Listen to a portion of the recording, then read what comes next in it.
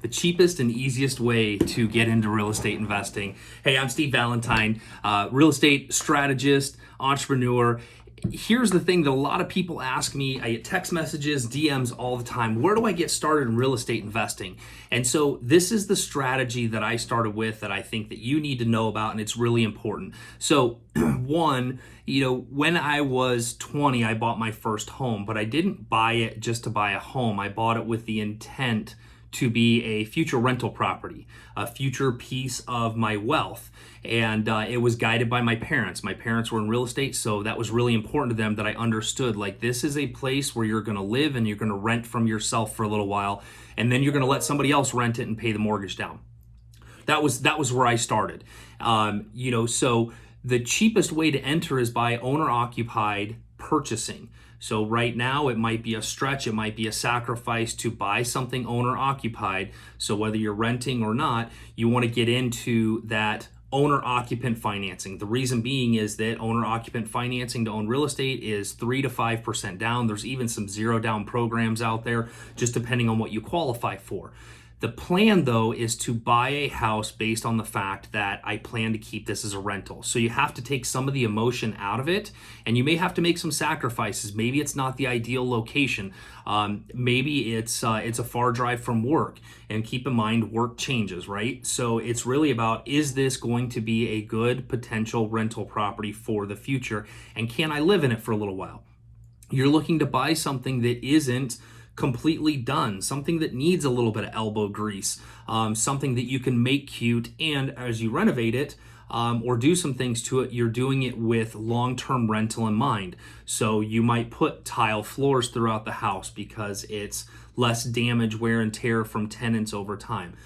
You might just put desert landscaping in the backyard because the tenants typically want low maintenance when it comes down to it. So those are a few things. And what's important when you venture down this road, like, hey, I want to be a homeowner. Well, you want to be an investor, not just a homeowner. You have to have that mindset. And the reason being is that, it's for your future. You want your 50-year-old self to pat you on the back, pat your 20-year-old back saying, I appreciate the fact that you had the mindset to do this. I thank you that you took on moving every couple of years and the blood, sweat, and tears that you put into those houses so that you could have the life you dream of down the road at age 50. So put this in perspective. What if at 20, you started buying houses, and by the time you were 30, you bought and moved 5 times? That would be 5 homes that you were able to go from, I own this one owner occupant, and now I own this one, and you did that 5 times, and now they're all rentals. Right? So let's just put it in small perspective. That's $1 million at $200,000 house, $1 million worth of real estate that by the time you're 50 has probably appreciated. It's gone up in value. Let's say that doubles in time over that 30 years. So now you have a $2 million portfolio. Somebody else has paid that off. And now what does it look like? You have $5,000 to $10,000 in monthly residual income coming in from free and clear assets that somebody else has paid off over time. So it's a mentality shift of not doing what the norm is and not jumping. Can you be patient and wait to get to that forever home when you're 30 or 35, when your kids are finally ready to be established, right?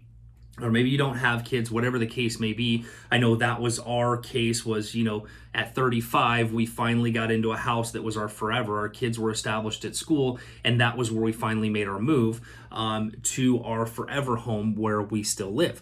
So those are things that you really want to think about. And if you want somebody to guide you through that process, and I'm not just talking about a real estate agent that's just going to look to sell you a home. When I work with my first-time home buyers, it's really about the plan of the future. How long are you going to be here?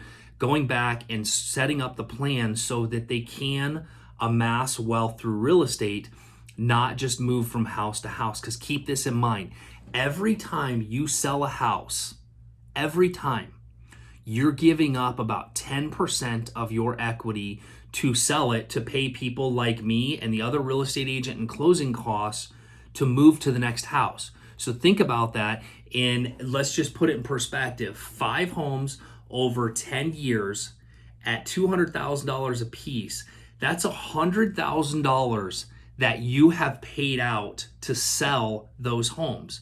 What if you kept them all? That's $100,000 in your pocket, right? So that's why it's super important to go through this and understand having a plan and a guide to get you to a massive amounts of wealth through real estate by simply buying things as owner occupied and having a plan to move every couple of years. Hey, I'm Steve Valentine. If I can help you, or if you'd be interested in a webinar or Zoom call regarding this strategy and you want some help, I'd be happy to send you some information. You can comment below. That's going to be coming out soon. Just wanted to get this out and show you what's possible if you have a different mindset when purchasing real estate.